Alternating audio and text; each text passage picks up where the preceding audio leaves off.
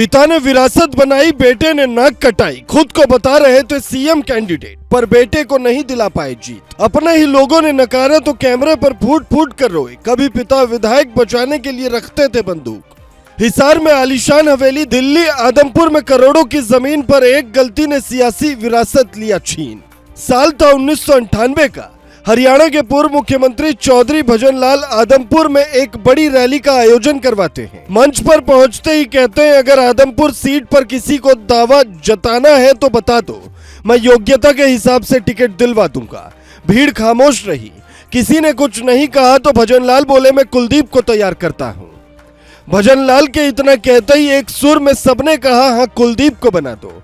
यहीं से कुलदीप बिश्नोई की हरियाणा की सियासत में एंट्री होती है। वो 4 बार इस सीट से विधायक बनते हैं। पूरे इलाके में भौकाल यूपी के राजा भैया की तरह था।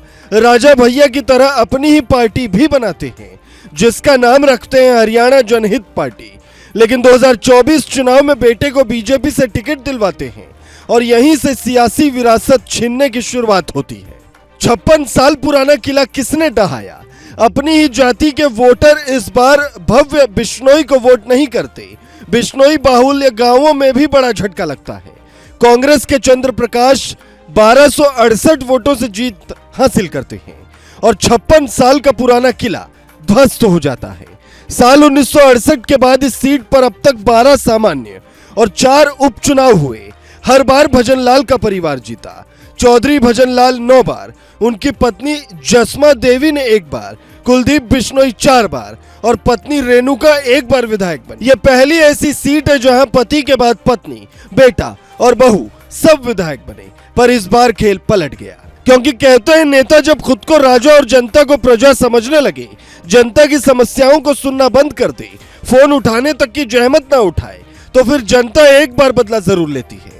कुलदीप बिश्नोई से नाराज लोग कहते हैं वो फोन तक नहीं उठाते थे, जबकि उनके पिता हमेशा हमारी मदद को तैयार रहते थे।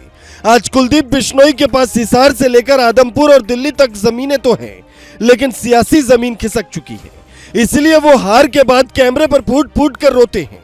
बेटी परी बिश्नोई उन्हें संभालती दिखती है। बेटा भव्य बिश्नोई हार से बुरी तरह टूटा है, क्योंकि यह सिर्फ हार नहीं बल्कि सियासी वर्चस्व की हार है और भजनलाल कभी इसे स्वीकार नहीं करते थे। उन्होंने अपने बेटे कुलदीप बिश्नोई को जितवाने के लिए तब आडवाणी तक को फोन कर दिया था, ताकि आदमपुर सीट पर विरोधी को आसानी से मात दिया जा सके। कहा यह तक जाता है कि एमएलए हॉस्टल में बंसीलाल बंदूक टांग कर घुमा करते थे, ताकि कोई विधायकों को इधर उधर न कर सके, हॉर्स ट्रेडिंग वाला खेल न हो सके।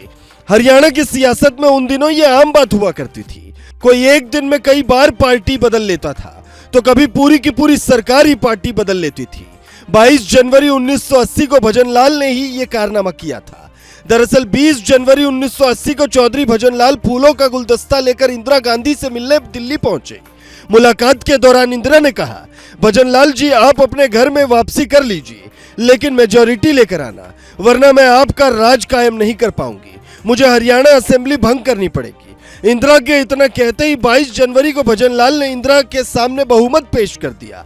यह पहली बार था जब रातों रात एक पार्टी की पूरी कैबिनेट दूसरी पार्टी की सरकार में बदल गई। मतलब भजनलाल सियासी खेल में सबसे बड़े महारथी थे, पर पोते भव्य बिश्नोई उसे शायद नहीं बचा पाएंगे।